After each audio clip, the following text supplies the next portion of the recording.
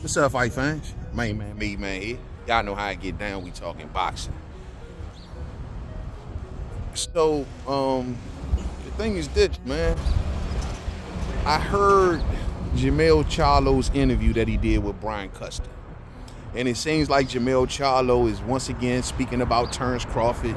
Y'all know how it go, fight fans. Whenever it gets too dull, they need some action, they need some clout, they need some shine, they drop Terence Crawford's name. Now, just like Jermell Charlo's previous interview that he sat down and he was speaking about Terence Crawford, in this particular interview, he was talking about Crawford, yet no one even asked him.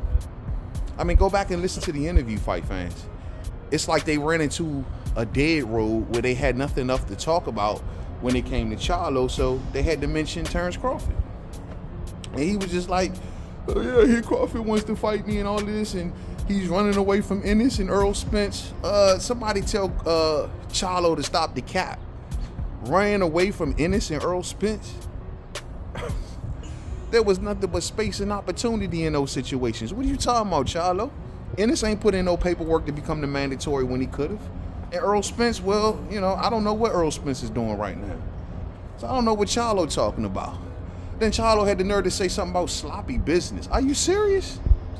Charlo, where are you beating Terence Crawford at in any category of boxing? In what category? You haven't touched more belts. You haven't did more divisions. You haven't made more money.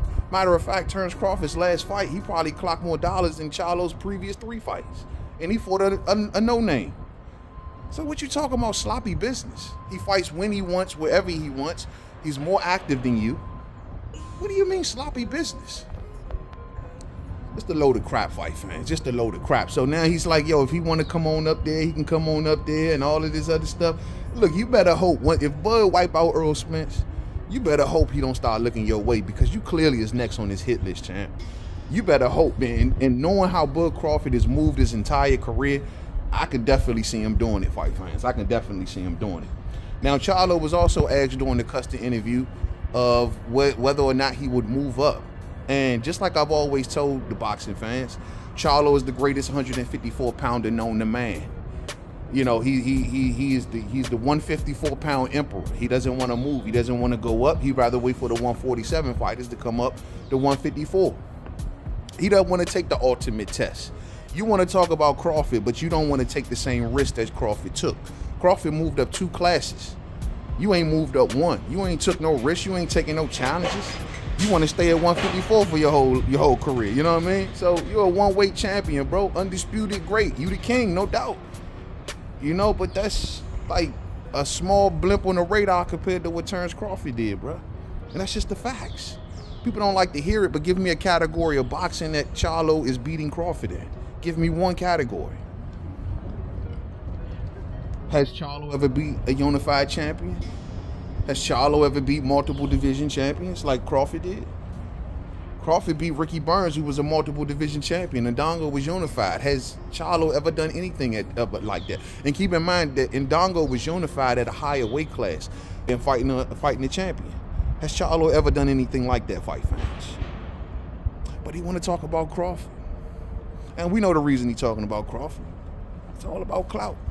And as simple as that, man. As simple as that. So I just hope that he wakes up and just, you know, realize that, look, man, you can't have an interview because the conversation only go but so far. They didn't even mention Sebastian Fundora. I'd rather for him to have talked more about him fighting Sebastian Fundora maybe next after Tim Tszyu, as opposed to him talking about Terence Crawford.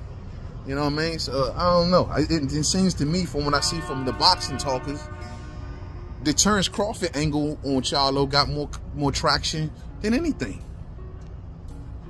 It's got to be a little frustrating for Charlo.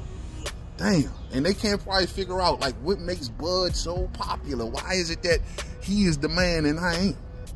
That got to be a little frustrating for Charlo. It just has to be.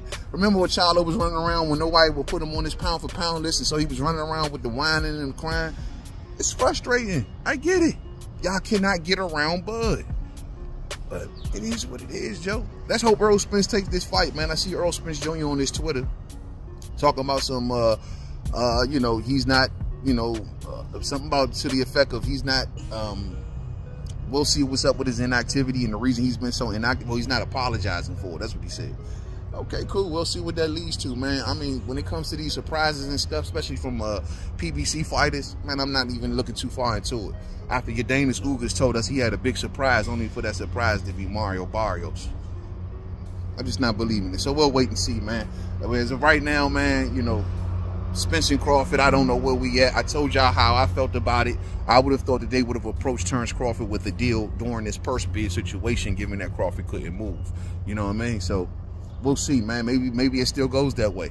I haven't heard anything official happening with Terence Crawford at this moment. The WBO hasn't moved, at least at the time of this video. That may change. And we'll see how it goes, man. We'll see how it goes. Terence Crawford left a message on his Twitter that says that everything happens for a reason. So we don't know what none of that stuff means, you know what I mean?